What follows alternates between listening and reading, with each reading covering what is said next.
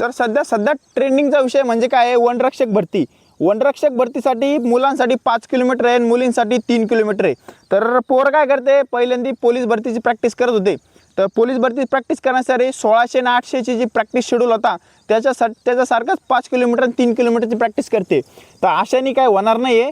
तर त्यासाठी 1600साठी आणि 800साठी हे थोडासा स्पीडमध्ये इव्हेंट आहे. तर यासाठी वर्कआउट वेगळे लागते आणि 3 किलोमीटर आणि 5 किलोमीटर आहे लॉंग डिस्टन्स रनिंग आहे, याच्यात वेगळा हे लागतं, परफॉर्मन्स लागतो. म्हणजे काय, याला इंट्रोन्स सगळ्यात जास्त लागते. त्याच्यामुळं सगळ्यात जास्तीत जास्त वर्कआउट कोणते करायचे, स्पीड वर्कआउट नाही करायचे, फक्त स्पीड वर्कआउट हप्त्यातून एकदा करायचा. त्यासाठी लॉंग रनिंग करायची, दुसऱ्या दिवशी इंटरवल रन करायचं, म्हणजे स्लो फास्ट करायचे. म्हणजे काय करायचं, 200 मीटर स्लो आणि 200 मीटर फास्ट असे रेपिटेशन मारायचे कंटिन्यू. म्हणजे कमीत कमी 30 मिनटं, जास्तीत जास्त 45 मिनटं करू शकतो मी. ह्यानी काय होतं, तुमचं स्लो फास्ट केलं ना, स्टॅमिना इम्प्रूव्ह होतो.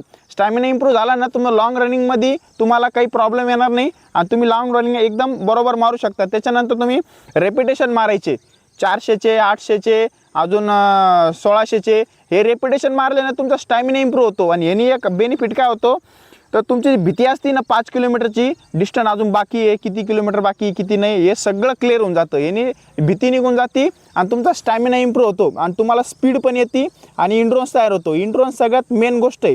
इंड्रोन्स असला तर तुम्ही लास्टपर्यंत तुमचं टार्गेट जेवढं असतं ना तेवढं तुम्ही करू शकता आणि पळू शकता. इंड्रोन्स जर नसला तुमचा, तर स्पीड असून आणि तुमची लेगमध्ये पॉवर असून काहीच मतलब नाही.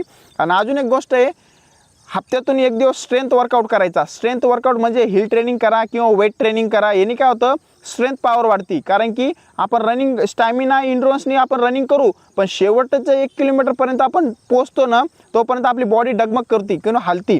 त्याच्यामुळे काय केलं, स्ट्रेंथ पॉवर असली ना, तर बॉडी आपली एकदम क्लिअर राहते आणि एकदम फ्लोमध्ये राहते, बॉडी फॉर्म ओके राहतो. त्याच्यामुळे रनिंगचा परफॉर्मन्स पण ओके निघतो आपला.